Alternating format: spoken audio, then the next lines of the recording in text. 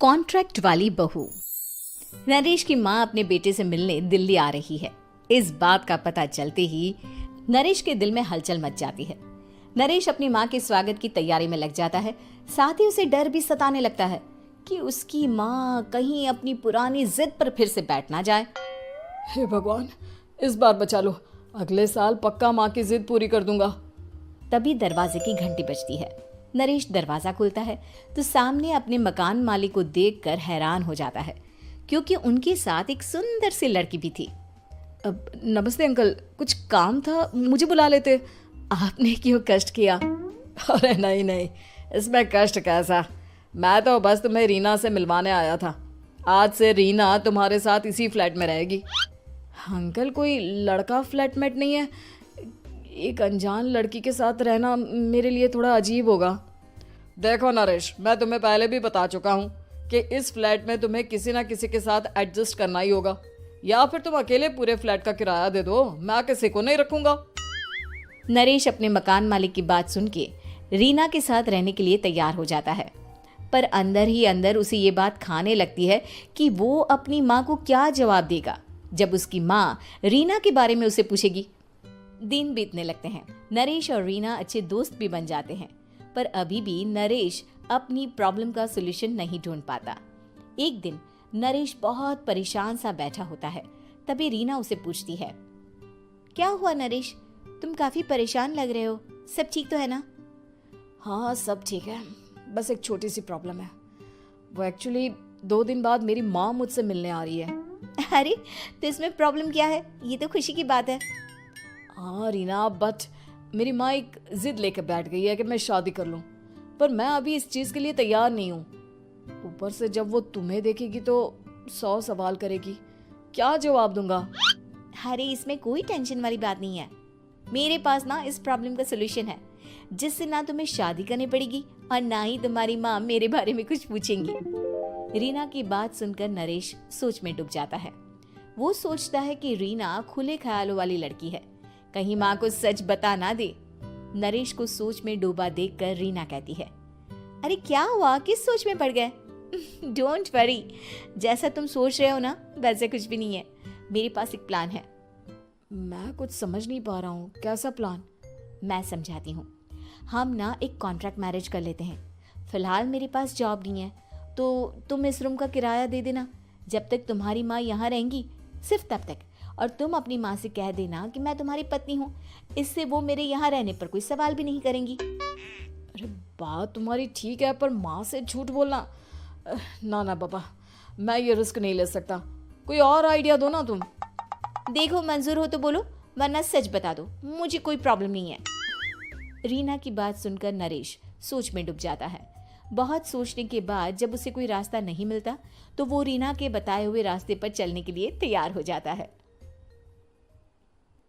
वो रीना से बात करता है और अपनी माँ की पसंद और नापसंद के बारे में बताता है। रीना भी नरेश की सभी बातों को ध्यान से सुनती है, ताकि कहीं उससे कोई गलती ना हो जाए। आखिर वो दिन भी आ जाता है जब नरेश की माँ उससे मिलने दिल्ली आ जाती है। नरेश अपनी माँ को फ्लैट पर लेकर जाता है। जैसे ही नरेश की माँ फ्लैट के अंदर जाती है, रीना उसके पैर छू लेती है। ये देखकर नरेश की माँ थोड़ी घबरा जाती है और नरेश से पूछती है, अरे बेटा नरेश, ये कौन है? माँ, ये आपकी बहू रीना है। माफ़ी चाहता हूँ, सब कुछ इतनी जल्दी में हुआ कि आपको बता ही नहीं पाया, इसलिए सोचा कि क्यों ना आपको सरप्राइज दिया जाए। अरे बेटा, मैं तो बस तेरा घर बसा हुआ देखना चाहती थी। हाँ, बहुत अरमान थे अपनी इकलौते बेटी की शादी को लेकर, लेकिन कोई बात नहीं, शायद किस्मत को यही मंजूर होगा। ये कहते ही नरेश की माँ रीना को गले लगा लेती है। रीना बेटिया, मेरा बेटा ना थोड़ा नादान है, पर तुम काफी समझदार लगती हो, और मैं जानती हूँ कि तुम इसका बहुत अच्छे से ध्यान रखोगी। माँ आप चिंता मत कीजिए, मैं सब संभाल लूंगी। नरेश की माँ अपने बहू और बेटे के साथ खुशी खुशी रहने लगती है। दिन बीतने लगते हैं। नरेश की माँ और रीना का रिश्ता बहुत मजबूत होता चला जाता है। वो दोनों सारा दिन एक साथ रहती और खूब बातें करती। इधर साथ रहते रहते नरेश और रीना भी एक दूसरे से प्यार करने लगते हैं। दोनों को इस बात का एहसास हो जाता है, फिर भी वो इस बात को छुपा कर ही रखते हैं। एक दिन नरेश की माँ और रीना शादी के बारे में बात करने लगते हैं।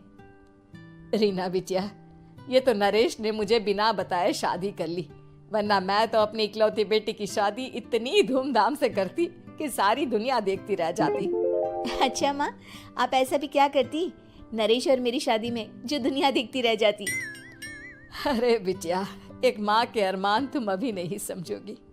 मैं तो अपनी बहू को एक रानी की तरह लेकर आती और शादी भी बिल्कुल शाही अंदाज में करती, पर मेरे तो सारे अरमान ऐसे ही रह गए।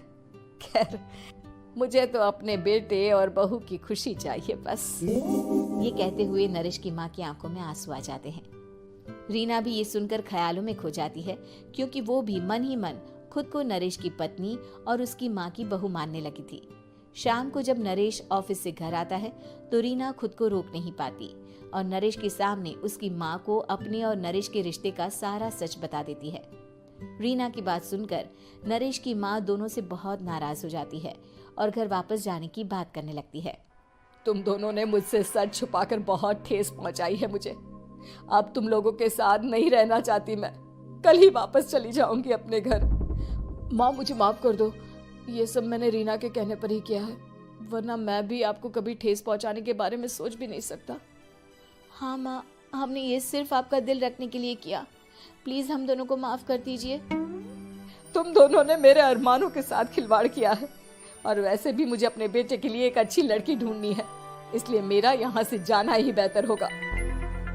माँ की ये बात सुनकर रीना खुद को रोक नहीं पाती। माँ, क्या मैं आपके घर की बहू बनने लायक नहीं हूँ? रीना की बात सुनकर नरेश हैरान रह जाता है। नरेश की माँ भी कुछ समझ नहीं पाती। मैं कुछ समझी नहीं, आखिर तुम कहना क्या चाहती हो?